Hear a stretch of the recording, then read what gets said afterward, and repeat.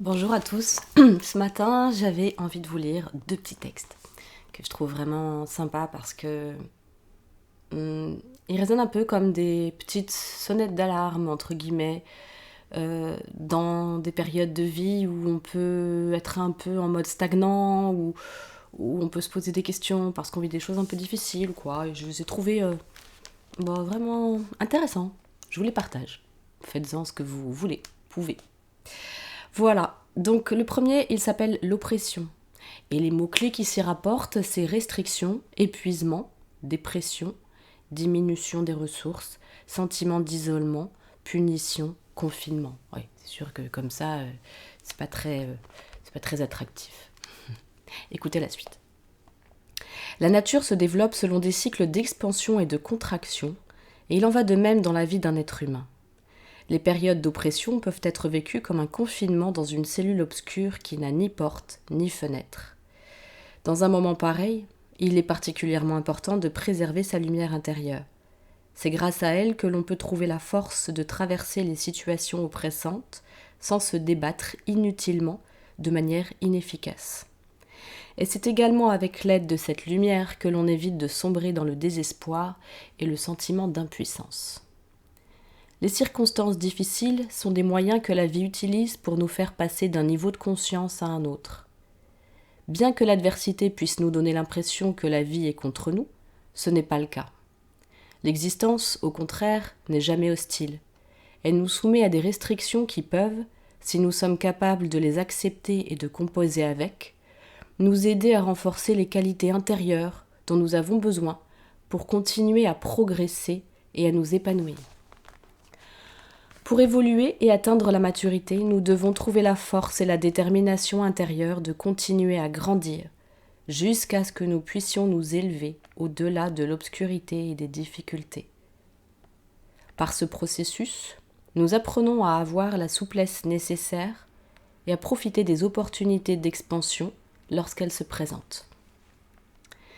Quelles que soient les circonstances oppressantes auxquelles vous pouvez être confrontés maintenant, souvenez-vous que, caché au sein même de l'obscurité, il y a la lumière.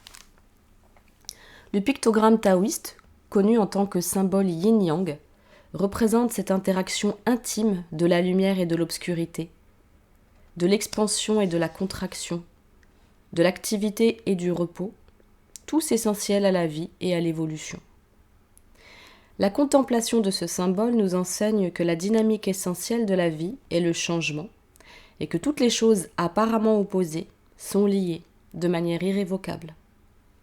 Chacune soutient l'autre et chacune se transforme en l'autre. La qualité obscure yin et la qualité lumineuse yang coexistent dans un parfait équilibre, chacune atteignant son plein potentiel.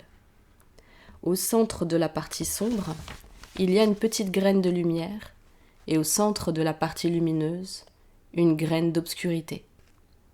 Ainsi enveloppés l'un dans l'autre, le féminin noir réceptif et le masculin blanc actif tournent en spirale, du centre vers l'extérieur, pour former un cercle qui représente la perfection de l'ensemble. C'est l'interaction dynamique et harmonieuse des opposés qui influe sur toute chose et le renouvelle constamment. Vous connaissez le symbole yin-yang, je suppose.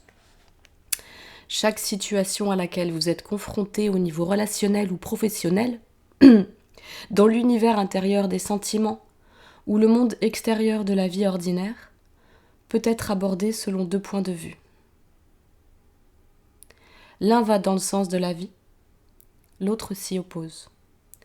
L'approche positive a une vision d'ensemble et ne dresse pas de frontière entre le bien et le mal, l'obscurité et la lumière. Le symbole yin-yang nous rappelle que toute obscurité a son aurore et que toute aurore porte en elle une graine d'obscurité.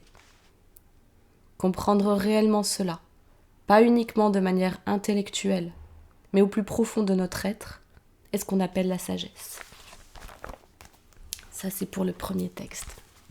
Et voici le deuxième. Il s'appelle « Vivre totalement ». Et c'est la rencontre d'Alexandre le Grand et de Diogène. C'est parti.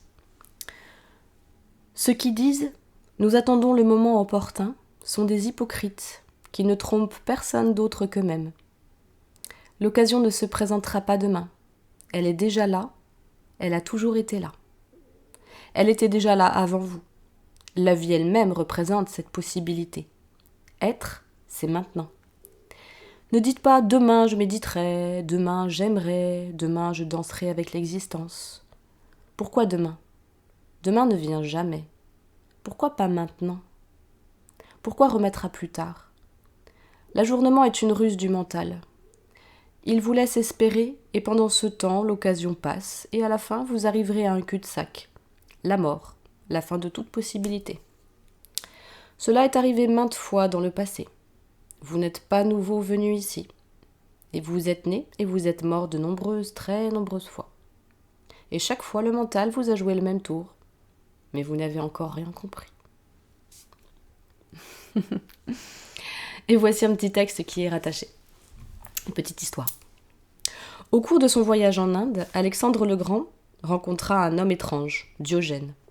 C'était un matin d'hiver, il soufflait une brise fraîche, et Diogène était étendu nu au bord de la rivière, prenant un bain de soleil. C'était un bel homme, d'une belle âme émane une beauté qui n'est pas de ce monde. Il ne possédait rien, pas même un bol de mendiant, car un jour, alors qu'il se rendait à la rivière avec son bol pour chercher de l'eau à boire, il vit un chien se précipiter vers la rivière, y plonger dedans et boire. Diogène éclata de rire et dit « Ce chien m'a donné une leçon. S'il peut vivre sans bol de mendiant, pourquoi pas moi ?» Il jeta le bol et, comme le chien, sauta dans la rivière et but. Depuis lors, il n'avait plus rien possédé. Alexandre n'avait jamais vu un homme si gracieux, une beauté si absolue, quelque chose de mystérieux. Il était intimidé et dit « Sire ». De toute sa vie, il n'avait jamais dit « sire » à quiconque. « Sire, dit-il, je suis extrêmement impressionné par votre personne, et je désirerais faire quelque chose pour vous. Y a-t-il quelque chose que je puisse faire ? » « Déplace-toi seulement sur le côté, répondit Diogène. Tu me caches le soleil. C'est tout, je n'ai besoin de rien d'autre. Si j'ai une nouvelle chance de revenir sur terre, je demanderai à Dieu qu'au lieu d'Alexandre, il fasse de moi un Diogène. Diogène rit et dit « Qui t'en empêche à cet instant même ? Tu peux devenir un Diogène. »« Où vas-tu ? Pendant des mois j'ai vu des armées en marche. Où allez-vous et pour quoi faire ? » « Je vais en Inde pour conquérir le monde entier, » répondit Alexandre. « Et après, que feras-tu ? » demandera Diogène. « Après, je me reposerai. » Diogène rit de nouveau et lui dit « Tu es fou. Moi je me repose maintenant. Je n'ai pas conquis le monde, je n'en vois pas la nécessité. Qui t'a dit qu'avant de te reposer, tu devais conquérir le monde ? Et je te le dis, si tu ne te reposes pas maintenant, tu ne le feras jamais. Il y aura toujours quelque chose à conquérir, et le temps est éphémère. Tu mourras en cours de route, tout le monde meurt au milieu du voyage. Alexandre mourut au milieu du voyage. Il mourut en route, alors qu'il revenait d'Inde. Ce jour-là, il se souvint de Diogène. Il n'avait que Diogène à l'esprit. Il n'avait jamais pu se reposer de toute sa vie. Mais cet homme, lui, se reposait. Voilà, je vous laisse avec tout ça, parce que de toute façon, chaque texte vous arrive par rapport à votre propre vie, votre propre chemin, et avec vos propres filtres. Donc, je vous souhaite surtout que ces mots fassent beau voyage vers vous et vous inspirent tout simplement. Voilà, à très bientôt pour une prochaine vidéo. Salut!